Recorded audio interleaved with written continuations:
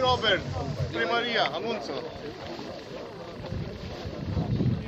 Primăria Municipiului Dorohoi. Din partea Primăriei Municipiului Dorohoi, domnul primar Dorin Alexandrescu și domnul Gabriel Pivniceru, director.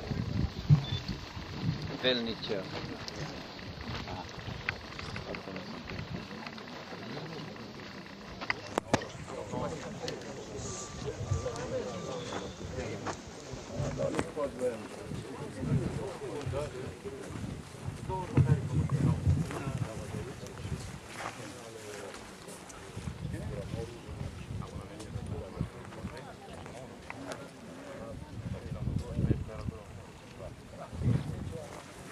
Din partea Consiliului Județean Botoșani, domnul Sorescu, președinte, și domnul Vasile Achiței. Vă rugăm frumos.